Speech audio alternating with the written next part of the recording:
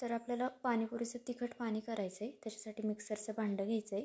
त्याच्यामध्ये पुदिना टाकायचा आहे आणि त्यानंतर ना आपल्याला मिरच्या टाकायच्या आहेत आणि थोडंसं अद्रकचा तुकडा टाकायचा आहे.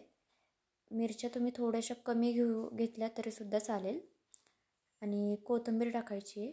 तर आपण जेवढी कोथिंबीर घेतली ना तर त्याच्या निम्मा पुदिना घ्यायचा आहे आपल्याला, दोन्ही समान घेऊ नका. तर त्यानंतर ना गूळ टाकायचा आहे, थोडंसं जिरा पावडर टाकायची आपल्याला आणि त्याच्यानंतर एक मोठा चमचा चाट मसाला टाकायचा आहे. चवीनुसार मीठ टाकायचं आहे आपल्याला आणि त्यानंतर ना चिंच मी इथे भिजत घातलेली ती टाकून घ्यायची. तुम्ही इथे चिंचेचा कोळ टाकला तरीसुद्धा चालेल. आता हे आपल्याला पाणी टाकून छान असं बारीक वाटून घ्यायचं आहे.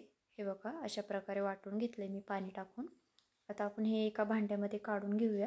खरंच तुम्ही अशा प्रकारे एकदा हे तिखट पाणी करून बघा, खूप छान होतं. एकदम तिखट चटपटीत एकदम भारी होतं चवीला. एकदम स्ट्रीट स्टाईल आपण खातो ना बाहेर पाणीपुरी, तसं पाणी लागतं एकदम भारी.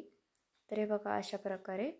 तर मग आता इथं पाणी कितपत आपल्याला पाहिजे त्यानुसार ह्याच्यामध्ये पाणी टाकून घ्यायचं आहे. मला थोडंसं मीठ कमी वाटलं म्हणून मी त्याच्यामध्ये मीठ आणि थोडंसं जिरा पावडर ॲड केली आहे.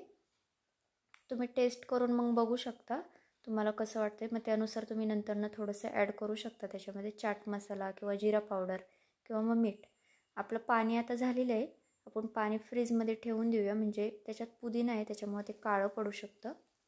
तर आपल्याला इथं बटाट्याचं हे बनवायचं. काही जण वाटाण्याचा रगडा बनवतात, तर मी बटाट्याची भाजी करणार ही पुरीमध्ये भरण्यासाठी. तर मी इथे 3 मोठे बटाटे उकडून घेतलेले, हे आता मॅश करून घेऊया. तुम्ही मॅश जरी नाही केले, हाताने असे बारीक बारीक फोडी केल्या तरीसुद्धा चालेल, पण मी ते मॅशर घेतलं आहे त्याने मॅश करून घेणार आहे. अशा प्रकारे आपल्याला मॅश करून घ्यायचं आहे.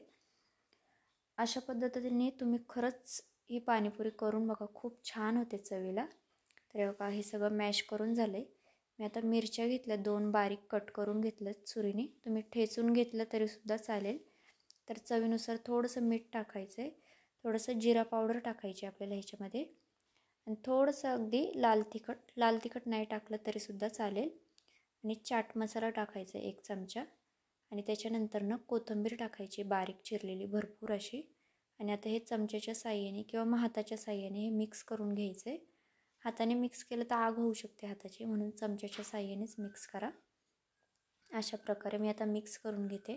आणि चॅनलवरती जे कोणी नवीन असेल त्यांनी प्लीज एक सबस्क्राईब करा आणि कमेंटसुद्धा करून सांगा तुम्हाला माझी रेसिपी कशी वाटली आणि लाईकसुद्धा करा.